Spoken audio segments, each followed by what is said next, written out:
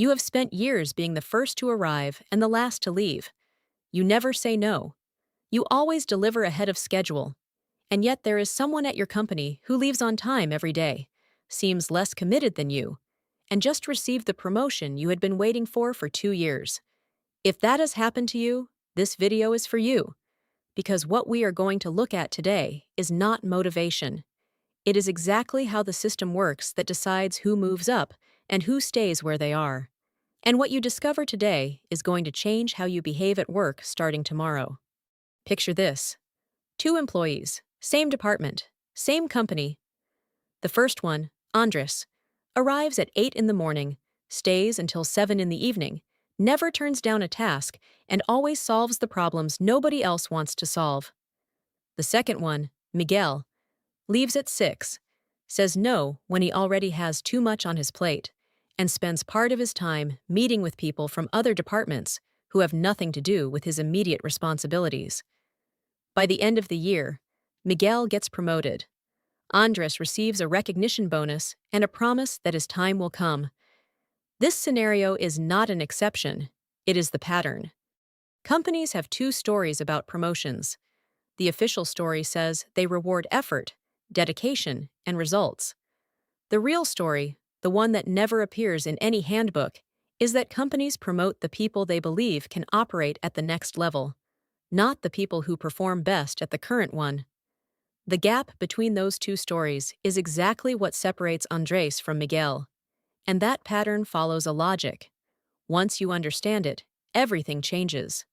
Here is the mechanism nobody explains to you, and it sits at the center of everything we are talking about today. There is a profile every company loves to have, but almost never promotes. It is the reliable executor, the person who always delivers, the person who never drops the ball, the person who solves the problems nobody else wants to solve. Companies depend on that profile to function, and that is exactly the problem. They depend on it. Promoting that person would mean losing one of the most valuable pieces of the system.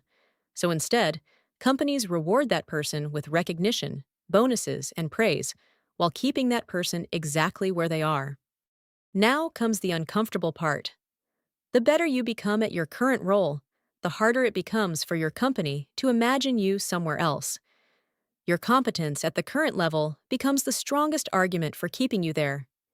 You have become so good at solving today's problems that nobody pictures you solving tomorrow's problems. That is the trap. And most people trapped inside it have no idea they are there because from the inside it looks like work. From the outside, it looks like a ceiling. So what do companies actually evaluate when they consider someone for a promotion? Not hours, not the number of completed tasks. What they evaluate is perceived potential.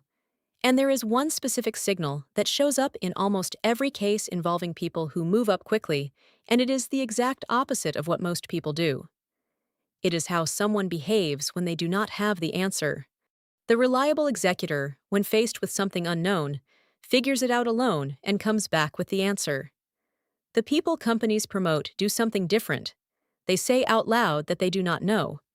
They explain how they plan to get the answer, and they involve the right people in the process. Both paths lead to the same outcome, but the first communicates individual competence. The second communicates judgment, leadership, and the ability to operate under ambiguity, which are exactly the skills required one level higher. Think about two people sitting in the same meeting. The manager asks how long it will take to implement a change in the system. The first person says they will look into it and confirm tomorrow. The second person says, I do not have that information right now. I need to check with the technical team. I will get back to you before Friday with a realistic range. The outcome is identical, but the second person demonstrates something the first person does not. They know what they do not know. They involve the right people, and they manage expectations with judgment. That difference, in 30 seconds of a meeting, communicates more about leadership potential than 6 months of meeting deadlines.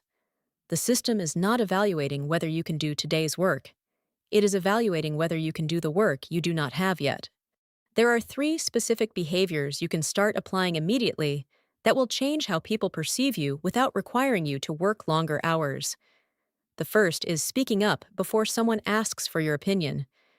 In a meeting where a problem or decision is being discussed, the reliable executor waits to be assigned a task.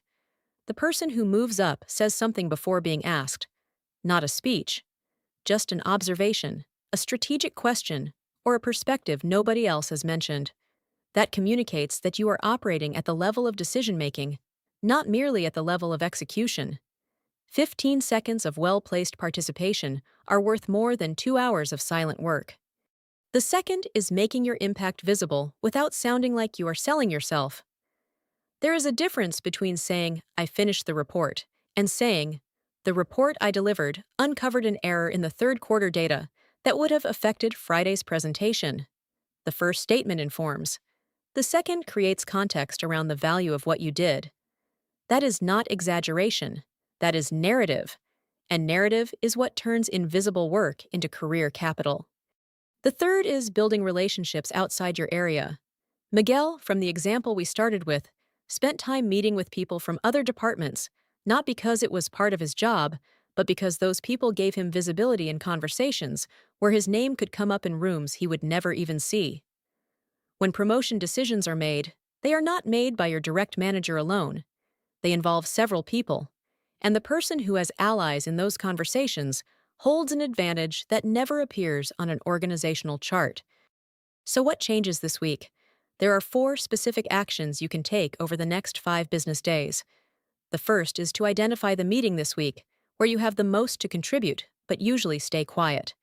Prepare one contribution before you walk in, not a speech, one observation or one question nobody else is going to ask.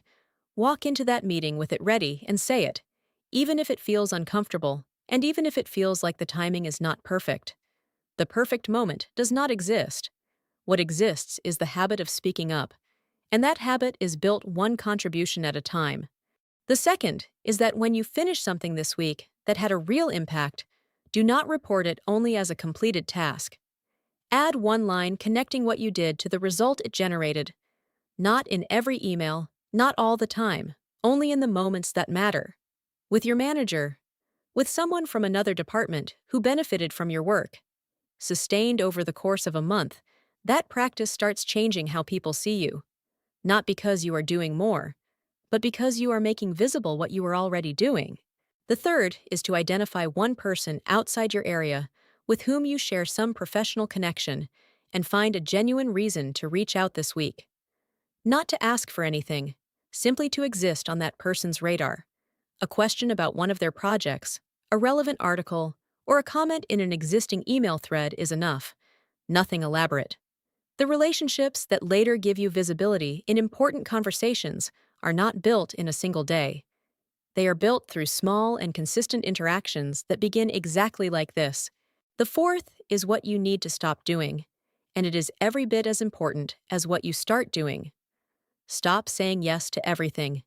The next time a task lands on your desk that no longer fits within your workload, do not say you cannot do it. Say this instead. Right now, I have these 2 priorities. If I take this on, one of them will be delayed. Which one would you prefer I move back? That is not a refusal. It is a conversation about priorities. And that conversation positions the person having it as someone who manages resources with judgment, rather than someone who refuses to collaborate. Every time you say yes to something you should not accept, you reinforce that you belong exactly where you already are. Working hard is still necessary, but it is the minimum requirement, not the differentiator. Promotions are not earned through hours, they are earned through perception. And perception is built deliberately, not as a byproduct of exhaustion. The difference between Andres and Miguel was never dedication. It was where they invested that dedication. One was optimizing for the role he already had. The other was building the role he wanted next. You decide which one of them you are from this point forward. And there is one very specific moment in your work routine where that perception is built or destroyed, almost always without you noticing it. That is what we are going to look at in the next video.